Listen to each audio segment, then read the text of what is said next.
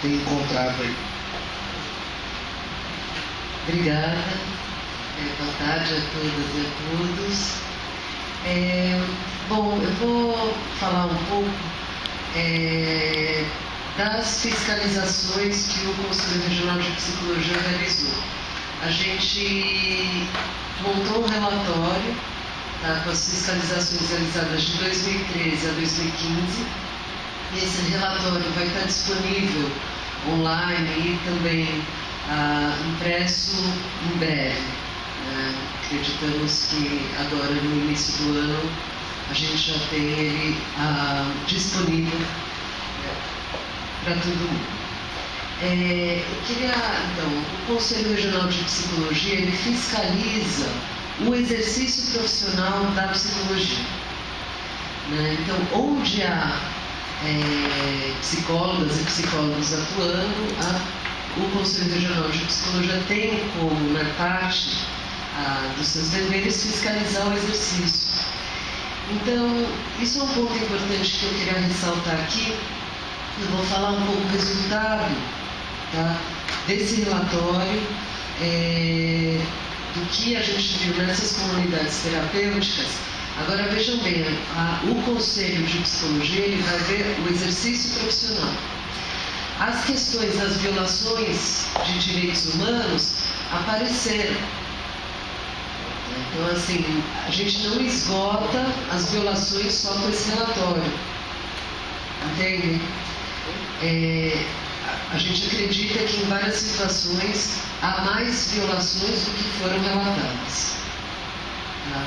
É uma fiscalização muito complexa, né? Eu acho que aqui os nossos colegas sabem, porque os usuários e usuárias das comunidades muitas vezes se sentem coagidos a não falar. Alguns falam do medo em contar o que acontece em algumas dessas comunidades. Em outras, a gente recebeu denúncias que, depois de relatarem para os fiscais, tanto da psicologia quanto de outros órgãos, alguns maus tratos ocorridos naquelas instituições, eles foram punidos. Eu vou falar um pouco das punições que sofrem. Então, a fiscalização em si ela é bastante complexa por isso, que é como zelar dos direitos humanos de quem está numa instituição que muitas vezes não pode falar o que ocorre lá dentro. Nas fiscalizações, muitas vezes a gente recebe papéis e cartas das usuárias e usuários escondido. E a gente inclui isso, claro, nos nossos relatórios. Né? Mas só para alertar um pouco sobre a fiscalização. Claro, vamos lá para ver o exercício da psicologia e, claro, aí ouvimos usuárias e usuários e também olhamos as instalações, né, das comunidades. Quando a Anvisa vai fazer uma fiscalização, por exemplo, eles vão ver detalhes estruturais, né, com muito mais detalhe, né, pela própria função da Anvisa do que o Conselho. Mas mesmo assim, diversos pontos sobre a estrutura física foram vistos e registrados. Então, que são importantes a gente compartilhar um pouco. Esse relatório, então, é de 2013 a 2015. Em 2015, após o fechamento desse relatório, a gente realizou só mais fiscalizações, que não estão nesse relatório, incluiu até um determinado mês para a gente poder apresentar. Mas, mesmo assim, a gente teve um grande número de comunidades terapêuticas fiscalizadas, em torno de 40, 50 comunidades. Tem alguns pontos que eu acho que já foram até falados que, para a gente, é fundamental termos em mente até para entender o que a gente encontrou lá dentro. Claro que há uma prática e uma predominância, né, do modelo asilar para o tratamento de drogas, o usuária de drogas. A gente vê um investimento muito grande nas comunidades terapêuticas e, em comparação com outras possibilidades de tratamento e prevenção, muito maiores. Então, por exemplo, muito pouco investimento na área da prevenção, muito pouco investimento na área da educação, muito pouco investimento em educação relacionada a drogas, especificamente, muito pouco investimento na área de redução de danos. Tá? Até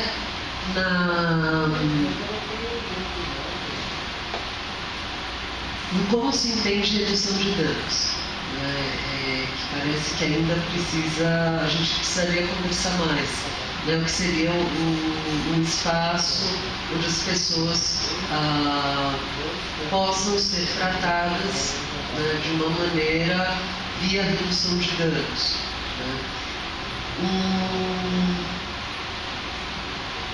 Enfim, esse é algo que temos que ter em mente ao falar sobre a saúde mental, principalmente em relação às drogas.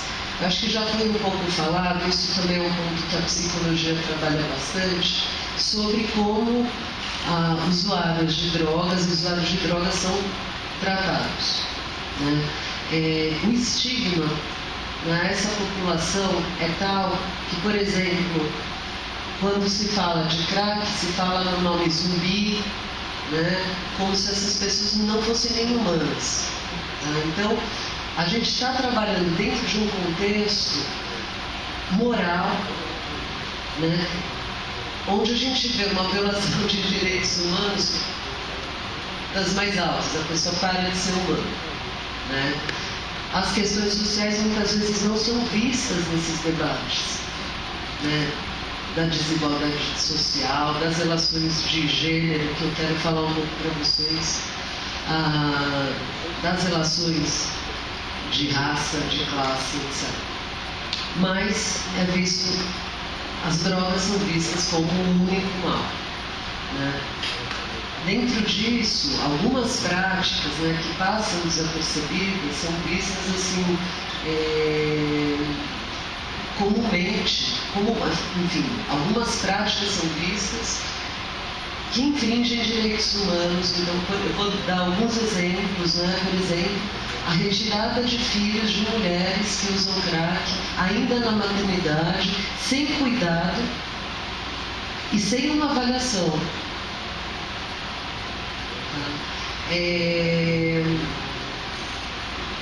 Internações compulsórias, que já foi falado, tá? E esses são alguns pontos que são fundamentais para a gente ver. A própria ideia da redução de danos, considerando gênero e sexualidade, são fundamentais, também pouco vistas. Bom, a gente tem muito para falar sobre esse campo, mas eu quero logo entrar especificamente sobre as violações que a gente viu nas comunidades terapêuticas. Em todas as comunidades terapêuticas que a gente visitou, fiscalizou, a gente viu violações de direitos humanos. Algumas violaram mais alguns pontos, outros, mas a gente viu violação múltiplas. Em primeiro lugar, então, tem a questão do modelo asilar, que eu já vou falar um pouco, mas tem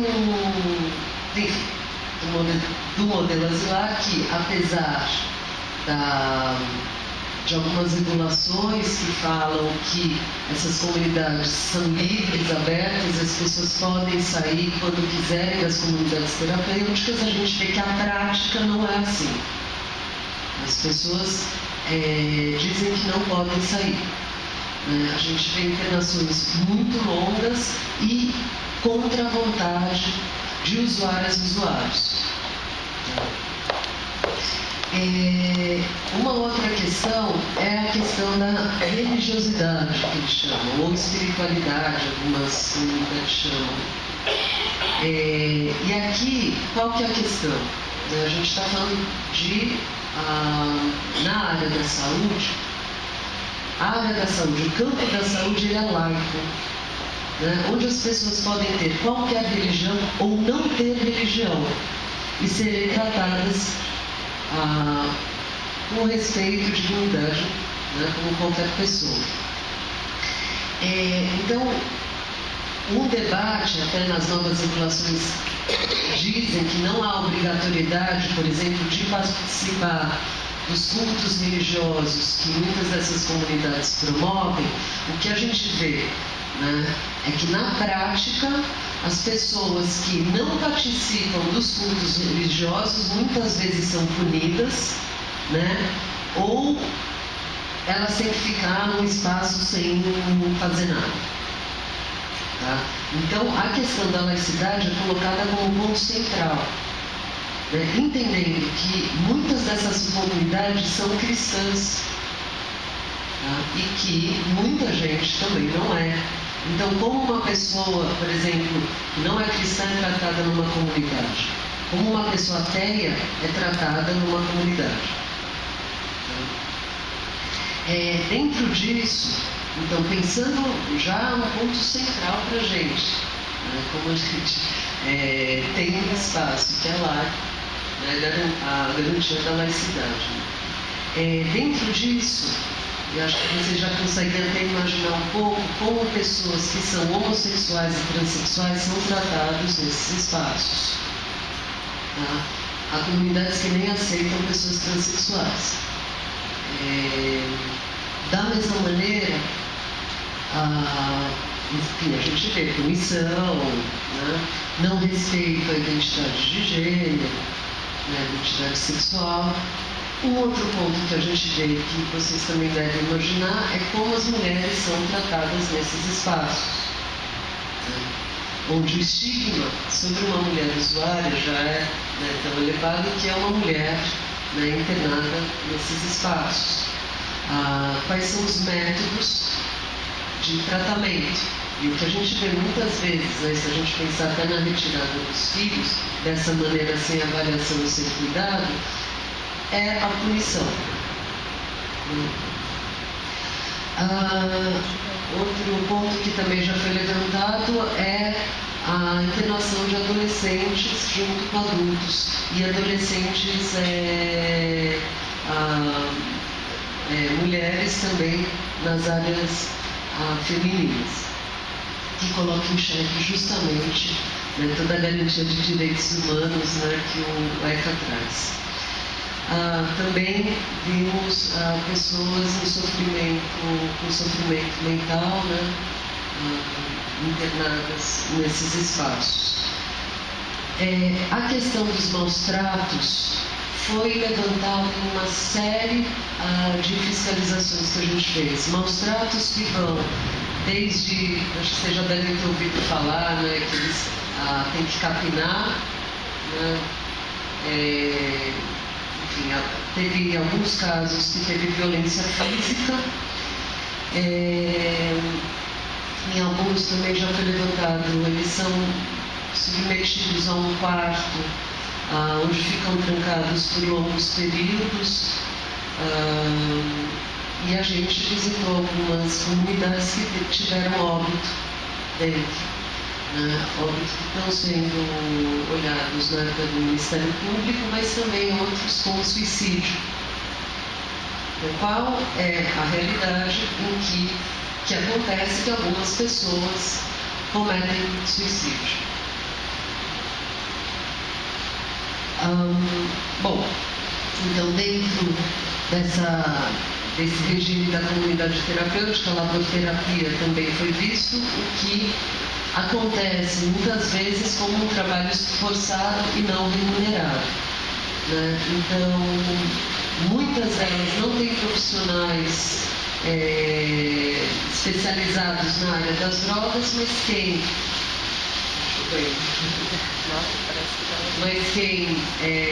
coordena as atividades são ex-usuários, né, e ex-usuários. E usuários também que acabaram de ser internados. Muitas vezes esses usuários e usuárias fazem toda a limpeza da casa, trabalham na cozinha, em algumas eles plantam, em outras eles trabalham, por exemplo, se a comunidade tem uma pequena fábrica, eles trabalham na fábrica. O dinheiro não volta para eles, essa faz parte do suposto tratamento. Essa é uma denúncia que a gente ouviu de outros locais da fábrica.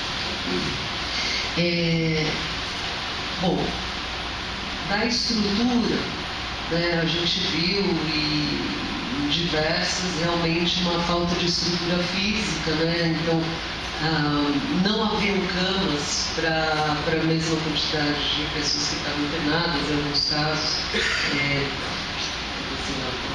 Isso eu preciso conferir se é desse relatório.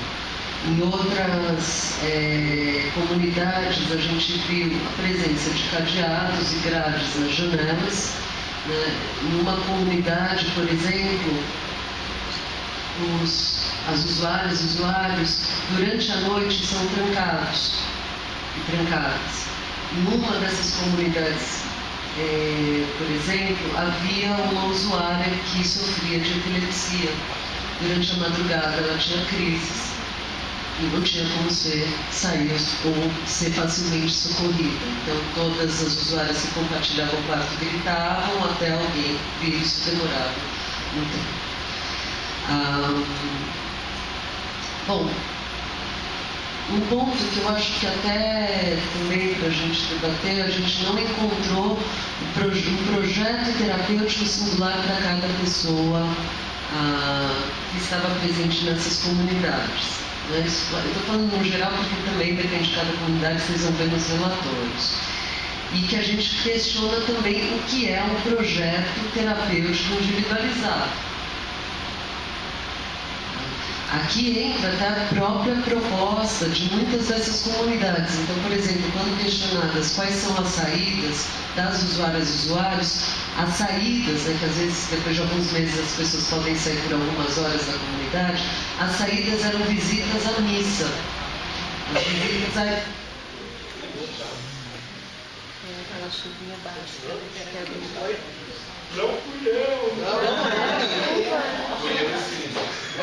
Foi embora. Sofrendo pra caramba.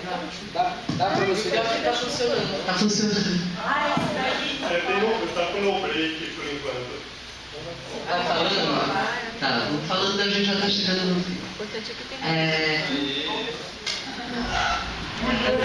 Foi, agora foi ele. Agora foi você. Agora foi já.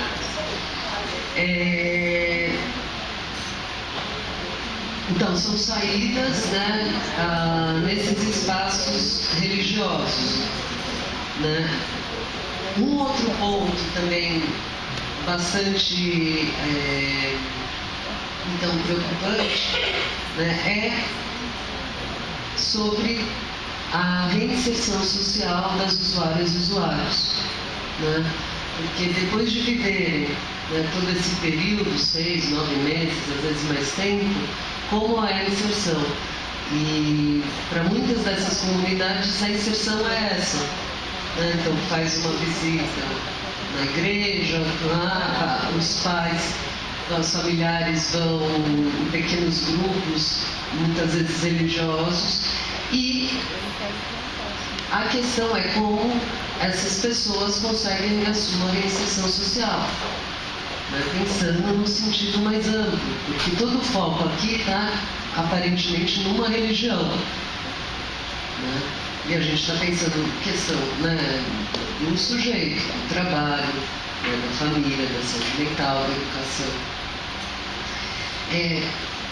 Isso também considerando que no caso de adolescentes e crianças internadas, nem ir à escola elas podem ir. Então, a reinserção social é outro ponto bastante preocupante. Como já foi falado antes, muitas dessas comunidades não têm profissionais de saúde em loco ou 24 horas, né, que colocam em questão se estamos falando de um ambiente do campo da saúde. Né? Eu acho que esse é um ponto a ser questionado também. Apesar disso, uma prática que a gente viu em várias comunidades é o excesso da medicação com usuários e usuários. Tá? Medicação que elas são obrigadas a tomar, muitas vezes não querem, e esse excesso, né, em algumas vezes, vem de maneira bastante catastrófica. A gente ouviu, eu acho que não está nesse relatório, mas a gente teve denúncias de pessoas que faleceram devido ao excesso de medicação. Isso está na mídia, né? E uma coisa que foi falada em algumas dessas fiscalizações é que uma forma de punição é a medicação. Então, se a pessoa faz algo que não é bem vista, bem quista naquela instituição, naquela comunidade, eles vão tomar, eles chamam em algumas comunidades de danoninho, outros de leitinho, que é um pequeno copo com vários medicamentos, e eles dormem. Chamado às vezes também de contenção química. Bom, acho que esses são os pontos centrais, né, que a gente viu nessas comunidades, e a gente levanta aqui realmente a questão da autonomia e dignidade do sujeito, né, que a gente viu violadas nessas diversas facetas, tanto em relação à idade quanto em relação a gênero, né? A gente pode ver também as relações de classe e raça, que também, enfim, não dá para a gente desenvolver mais agora, mas que me parecem fundamentais para a gente poder pensar os ambientes que a gente está chamando de ambientes da saúde e do cuidado. Né? Acho que é isso. Não sei se tem mais algum ponto que vocês querem.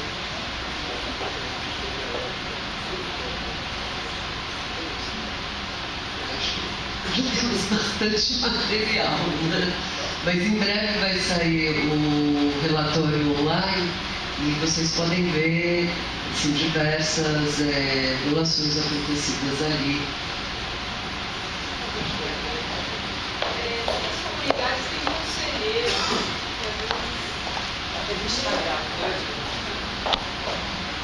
Nessas comunidades tem conselheiros que fazem o papel, às vezes, do psicólogo, a intenção é de cuidar. Como é que o CRP funciona em relação a essas pessoas?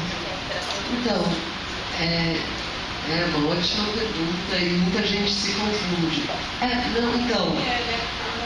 O conselheiro, terapeutas ex-dependente, conselheiro, terapeuta da igreja não são psicólogos.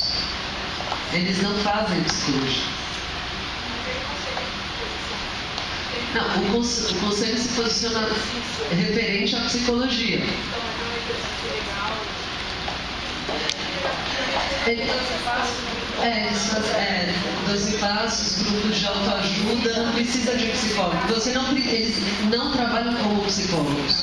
Essa ação deles não seria um exercício legal? Não, porque eles não trabalham como psicólogos. Eles podem ser vistos ou acharem que são, mas não são.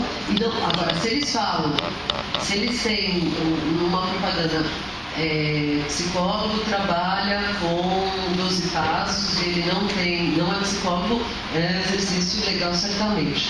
Agora tem um ponto bem complexo disso, que é da psicologia trabalhando nesses ambientes. Porque a psicologia é uma ciência laica. A psicóloga ou psicólogo não pode falar das suas, induzir nenhum sujeito, nenhum usuário a nenhuma decisão baseada na sua ideologia ou religião ou moral, seja lá qual for. Então, aqui a gente tem um ponto importante, que a gente vê que algumas psicólogas e alguns psicólogos confundem o papel, de conselheira dos 12 passos com psicóloga.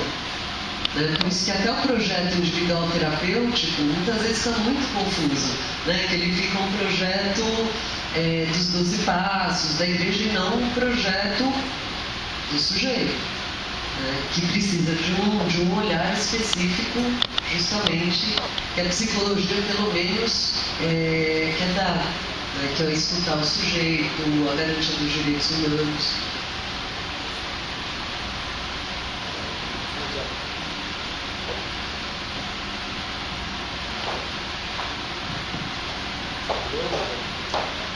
Mais alguém quer fazer Eu quero. introdução? Adilson, por favor. Eu sou Adilson, né? Eu li o relatório da inspeção do CRP, né? E eu vi que lá não tem todas as comunidades terapêuticas do estado de São Paulo, nem da região onde se concentra o maior número de comunidades. Nesse relatório agora de 2013, 2015, vai sair completo ou só 2 ou 3 comunidades terapêuticas? Tem outra é que assim, no relatório aparece muito estagiários dos cursos de psicologia, né, trabalhando nas comunidades. Né? Como fica essa questão dos cursos de ensino de psicologia, a coordenação de estágio, né, de também vigiar e fiscalizar os alunos que vão fazer estágio dentro das redes.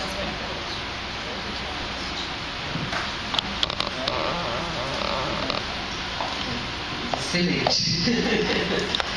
Primeiro assim, nesse relatório, né, que vocês terão em breve, vão sair, são mais de 40 comunidades ali, os relatórios ali todos publicados.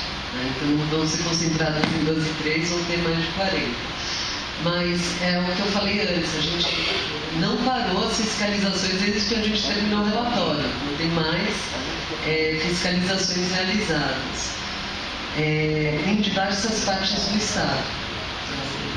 Vocês vão ver, a gente tentou fazer algumas tabelas também mostrando aonde tem as comunidades, enfim.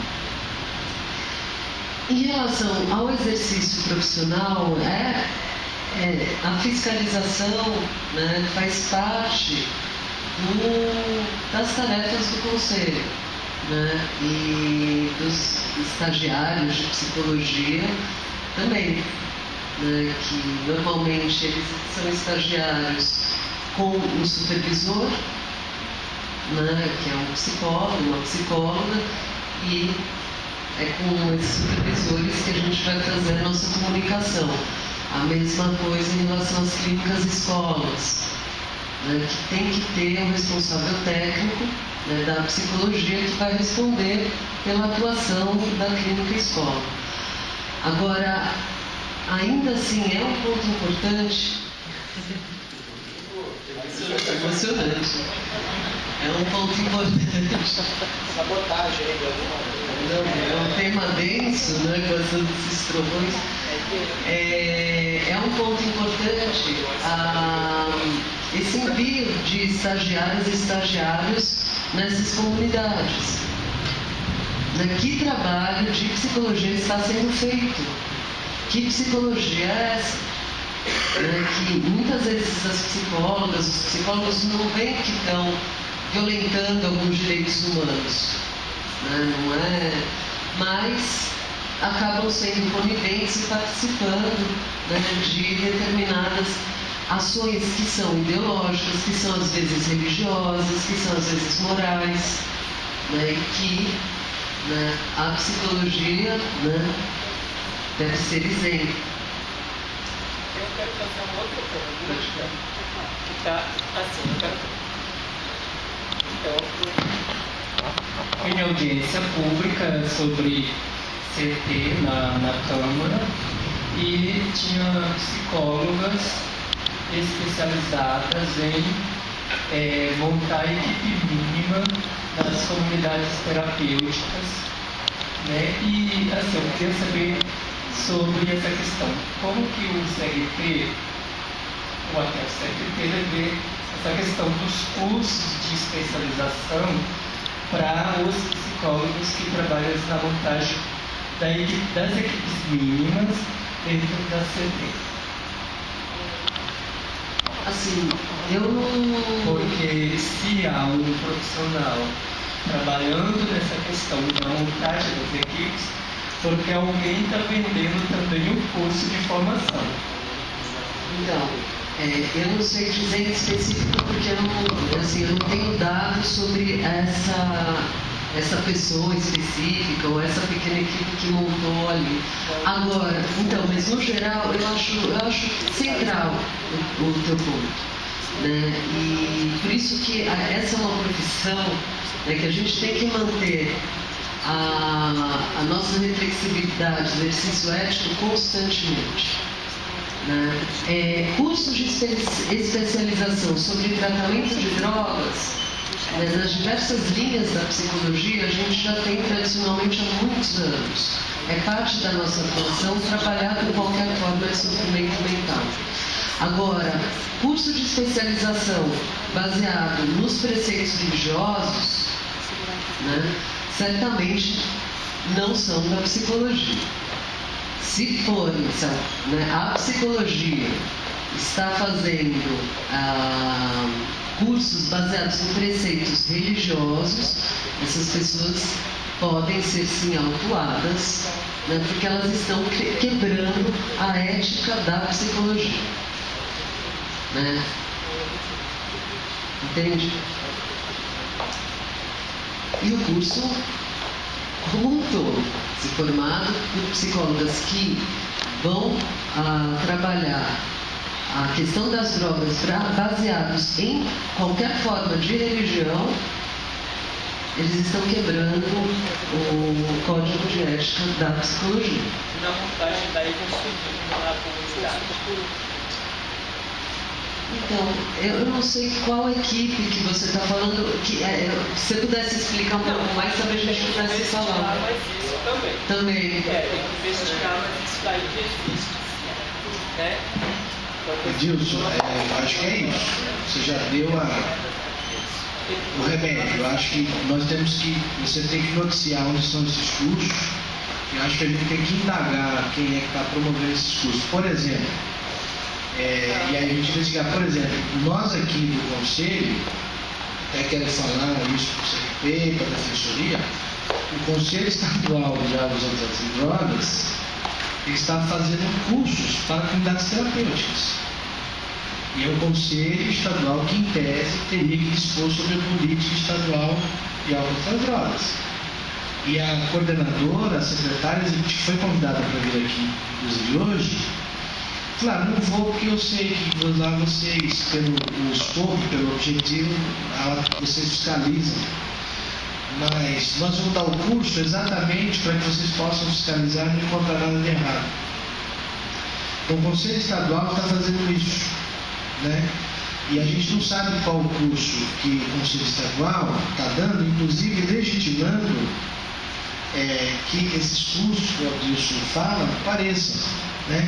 Inclusive, porque a gente não pode esquecer que a comunidade terapêutica, e como qualquer negócio, é uma oferta também de emprego, inclusive para diversas categorias, não só de psicólogos, mas também para outros profissionais, como médicos, enfim, né? E isso, de fato, é um problema complicado. Porque aqui, Adilson e os demais, eu vou colocar uma outra questão. Encontramos situações de tortura, por exemplo, nas comunidades terapêuticas. É crime manter um adolescente de 14 anos num espaço privado de liberdade, sem ter sido sentenciado por um juiz da infância e da juventude, mesmo que pelos seus pais, numa clínica dessa, que tem segurança, no qual ele é proibido sair, em que ele não pode se comunicar, em que ele fica 4, 5, 6 meses longe da escola ou de acesso a qualquer outra coisa, internet, enfim, ele perde toda a sociabilidade das pessoas da idade dele, né? É crime isso. pelo o Estatuto da Criança e do Adolescente é crime manter uma pessoa numa tranca, ainda que por 1 ou 2 dias, isoladamente, colocando-lhe forte sofrimento mental, fazendo com que ele passe por um intenso sofrimento na ideia de que ele vai se autocorrigir. Pela lei 7192, que é o que dispõe sobre tortura, pode ser interpretado. É preciso verificar a materialidade, isso pode ser consubstanciado em crime de tortura. E aí tem uma outra discussão. Quando qualquer cidadão está diante de um crime, qual é o dever dele? Denunciar, sob pena de ser indiciado pelo crime de omissão ou conivente até. Então, o psicólogo que trabalha numa clínica onde existe esse tipo de irregularidade até criminosa, e ele, na atribuição da sua função ética, inclusive, ele não repreende, ele não promove a denúncia, ele não se opõe àquilo que está acontecendo, ele é tão responsável quanto o dono, os proprietários da clínica pelos crimes que lá existem. Assim como o médico. E assim como qualquer outra pessoa, porque essa é uma grande discussão. Qual tem sido a nossa dificuldade da tortura? A dificuldade é que muitas vezes ou a pessoa que está lá, ela não quer se colocar como vítima, porque para haver a criminalização pela tortura, a vítima necessariamente ela tem que se colocar, se dispor às provas, enfim, às narrativas, etc. E há uma dificuldade, porque quando a pessoa que é torturada ela tem que reviver tudo isso, ela volta e retoma todo o seu sofrimento emocional em razão daquilo. Então, uma das coisas que eu já até vou anotar que o CONDEP está articulando é a vinda do mecanismo de prevenção e combate à tortura, hoje o mecanismo nacional, porque o Estado de São Paulo não cria, exatamente para começar a periciar esses casos e constituir-se as provas necessárias exatamente para que isso se qualifique como crime de tortura. Né? Não são todas, mas algumas que nós vimos, nós verificamos a existência de tortura, na sua maior parte, tortura psíquica, né? Provocado exatamente pela metodologia e pelos processos da metodologia daquele local. Né? Eu, na questão da que a Ana também falou, na narcoterapia, nesses processos, lá na comunidade de Cerquilho, que nós fomos fiscalizar, o sujeito, ele era tido pela cidade como um benfeitor, porque não era só o usuário de álcool e drogas que era tudo. O sujeito estava na rua, o prefeito mandava para lá, e ele abriu as portas para enfiar todo tipo de diversidade que vocês possam imaginar, inclusive cadeirante, que nem álcool bebia, nem droga, mas ficava lá misturado, ou seja, sem nenhum tipo de controle ou de critério, sem cuidado específico, era um amontoado de gente. Aí o fazendeiro passava lá e falava assim: ô Zé, manda 4 homens lá cortar minha grama lá e limpar o meu quintal, e depois eu te mando a cesta básica aí pra você dar para eles. Ele mandava. Então a cidade começou a olhar para aquele espaço como um espaço bom. Serviu, esse cara segrega tudo que tem de ruim na cidade e vai lá para ele. E aí mão de obra barata não, mão de obra escrava. A ponto de chegar um cara lá que fazia chapéu de palha, botar lá os 10, 12 pessoas dentro lá da comunidade e os caras trabalhando, fazendo chapéu, confeccionando chapéu. E a pergunta: quanto que eles ganham? Não, eles dormem aqui, comem, está muito bem pago. Isso não é trabalho escravo? E a psicóloga que dava plantão lá, O que a gente faz com ela? Ela é conivente com o trabalho escravo? Ela é conivente com a tortura? E os alimentos que nós entramos na geladeira, que era doação, adivinha que tipo de alimento nós encontrávamos? Vencido há 3, 4, 5, 6 meses. Até os remédios, que alguns precisavam tomar, até por prescrição do médico, em que ele mantinha lá. Como é que você compra os remédios quando não pegava o salário de aposentadoria ou da assistência? A gente vai lá e, porque a gente presta o serviço para a cidade, as pessoas dão um remédio, o farmacêutico doa. Aí fomos lá ver, o remédio vencido de 1 ano. E o sujeito tomando o remédio vencido há 1 ano. Eu digo, isso é crime. E como é que o médico não fiscaliza o armazenamento desses remédios? E eles são ministrados por uma pessoa completamente sem noção do que ele está fazendo. Então, essa é a comunidade terapêutica disso aqui. E o Ministério Público foi ver, foi pedido o fechamento dela, e inclusive o Ministério do Trabalho não, o Ministério do Trabalho foi lá, autuou para o trabalho escravo e desculpa. O prefeito, com seus poderes políticos lá de Sorocaba, foi lá e não temos mais, inclusive o Condex vai voltar lá para ver se está funcionando, mas não temos notícias de que aconteceu absolutamente nada. Né? A Defensoria Pública esteve junto, né? A promotora pública esteve junto, ficou assustado, mas depois ficou com dó do sujeito que chorava. Eu sou ex-usuário, Deus salvou minha vida, eu estou querendo salvar a vida dos outros, etc. Esse discurso, que aliás é objeto do nosso 4 ponto das nossas reuniões. Mas enfim, eu vou fazer o seguinte, nós vamos ter outra rodada de intervenção, tá bom?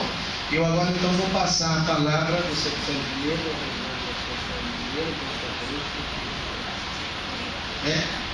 vou passar então a palavra para Rosângela Elias, coordenadora estadual de saúde mental da Secretaria Estadual de Saúde. Rosângela Elias tem um currículo muito intenso dentro da área, né? Ela é uma pessoa que conhece bastante o assunto e já participou de vários outras convenções de saúde mental, então é uma pessoa que tem muito conhecimento, né?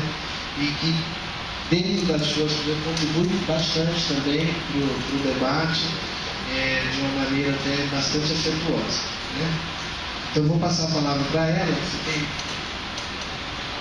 Bom, boa tarde. Eu acho que o que mais me pega é quando ele fala assim, você já está há muitos anos. Graças a Deus a gente não perde nunca a capacidade de se indignar, né? Porque eu acho que a gente assiste essas questões da saúde mental o tempo inteiro.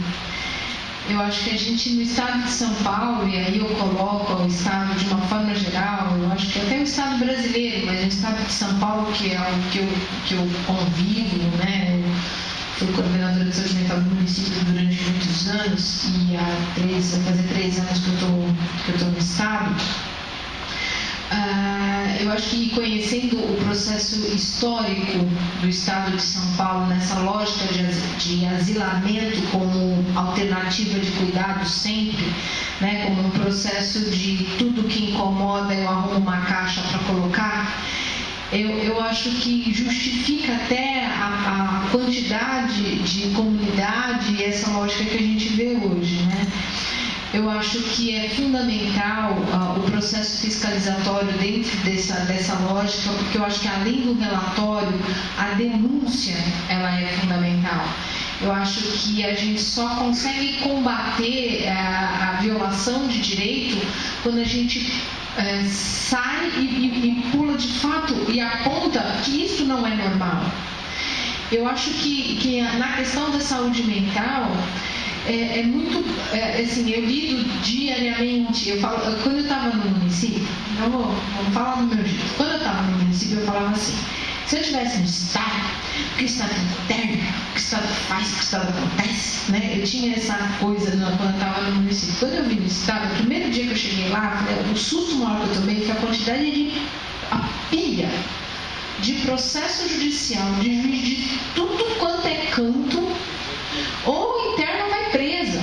Eu falei, gente, né? Eu falei, não precisava fazer uma fábrica de cigarro para poder ser presa tantas vezes quanto a gente é ameaçado de ser presa. E aí, quando você começa a fazer a leitura disso, a gente vê que o trabalho de denúncia é que mobiliza a discussão social do que a gente está entendendo por cuidado. Hoje o cuidado é entendido como exclusão, mesmo a gente... Bom, a gente vê o que tem acontecido nos últimos dias, todo mundo aqui da saúde mental, a gente vem acompanhando nas redes sociais. Então, assim, o espaço da exclusão ainda é o prioritário e é o dito espaço de qualidade. Eu tive uma discussão, eu recebi um relatório de um operador de direito de uma região, não vou falar qual região, que tinha um serviço muito importante de hospital geral, bem estruturado, e aí o questionamento dele, assim, ele queria que eu em 24 horas desse um lugar adequado para atender um adolescente dependente químico, porque não existia na região. Quando eu respondi que existia e que era o hospital geral, ele queria me prender. A resposta não foi isso que eu te perguntei, porque o hospital geral, assim, eu entendo que o operador de direito, ele opera em cima de lei, e a lei é clara, a lei é dada, as portarias estão aí, elas dizem o que é para ser feito. Então a gente fica num dilema o tempo inteiro em cima como que a gente defende, na verdade a gente assume uma postura de defender a lei. A lei que devia estar lá sendo defendida por quem está cobrando da gente. Eu vi morador de residência terapêutica ter que voltar para o hospital psiquiátrico porque o juiz deu apreensão, porque não tinham sido autorizados a sair, o cara de alta médica, dentro da legislação. Então, assim, a gente vê cada absurdo nessa situação, que aí eu acho que hoje existe um pensamento muito naturalizado disso, como se a exclusão fosse o natural, como se alguns poucos malucos, como nós, ficamos brigando por dar liberdade. Eu escuto muito de gestor municipal, quando a gente vai trabalhar rápido, o que vocês estão falando? Se a gente não tiver esse espaço, os loucos vão comer as criancinhas, vão matar os velhinhos na rua. Vocês estão querendo o quê? Que enche de morador de rua na minha cidade? Então, eu acho que a denúncia é o principal instrumento hoje da gente colocar na roda essa discussão, porque ela não é uma discussão de consenso. Muitas vezes a gente vem discutir nesses espaços, os espaços que a gente frequenta, normalmente são espaços de consenso. A gente se indigna, mas é com os pares que a gente fala. Então não tem briga, né? É lógico, a posição que eu estou sempre tem briga, porque eu estou representando o Estado, então vai ter briga na essência, né? Eu falo que assim, quando eu vou para um espaço desse, eu falo assim, vou preparado, porque é a instituição que pesa nessas questões, mas os espaços que a gente está de discussão normalmente são espaços de consenso. A gente não conseguiu ainda colocar as pessoas que fazem esses outros... Eu lembro uma vez eu fui discutir veio uma pessoa de uma comunidade terapêutica totalmente desbirocado, sentou na minha frente. Ele falava assim, você precisa dar um jeito, porque esse pessoal da reforma, eu olhava pra cara dele e falei assim, não estou acreditando no que eu estou escutando, né? Esse pessoal da reforma fala que não pode ficar internado na minha comunidade. Como é que eu vou fazer? Quem manda internar na minha comunidade é o prefeito, é o juiz. Eles querem mandar mais do que o prefeito e que o juiz. Aí eu ficava olhando e falei assim, realmente, para pensar na cabeça do cara como é que é isso. As autoridades máximas daquele território estão mandando fazer. Como é que esse pessoal da reforma manda tirar? Quer dizer, é incoerente. Então, assim, a gente não está chegando à discussão, a gente tem que chegar. Isso é uma mudança cultural muito forte que a gente vai ter que proceder. É natural, se você perguntar para qualquer criança de 2 anos de idade onde é lugar de louco, ele vai falar que é em hospício. Ainda essa cultura está muito forte na vida de todo mundo. E assim, a naturalização naturalização. Eu vejo muitas vigilâncias, nós recebemos avaliação, por exemplo, do PNASH, dos hospitais psiquiátricos. Hospitais que a gente conhece que estão de muito ruim o atendimento. E a nota veio boa. Você fala, caramba, né? O que acontece? Eu acho que a naturalização, sabe aquela história do sempre foi assim?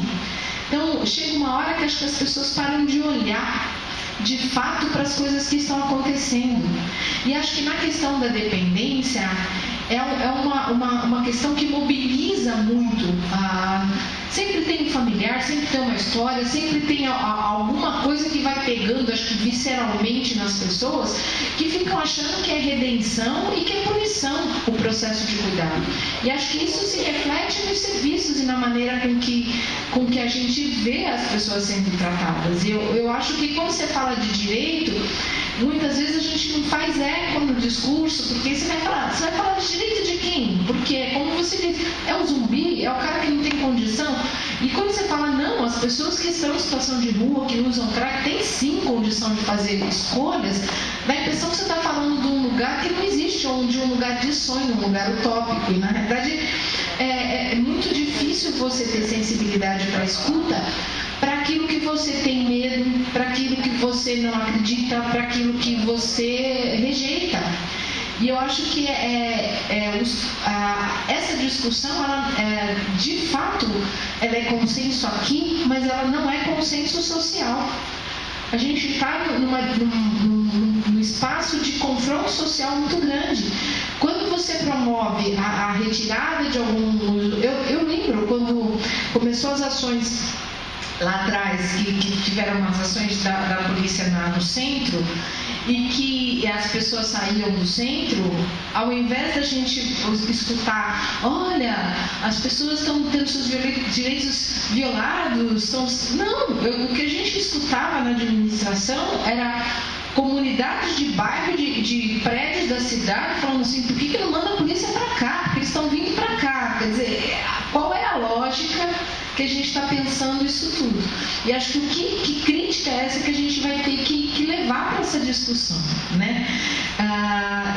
Uma das questões que a gente vem discutindo muito na RAPS, e os gestores trazem bastante, é que por conta das ordens judiciais, eles têm um gasto enorme pagando vagas em comunidades terapêuticas. A maioria delas não tem a mínima documentação para estar funcionando, né? E mesmo assim, é solicitada judicialmente a colocação das pessoas nesses espaços. E aí a gente negocia com o gestor, fala, olha, o que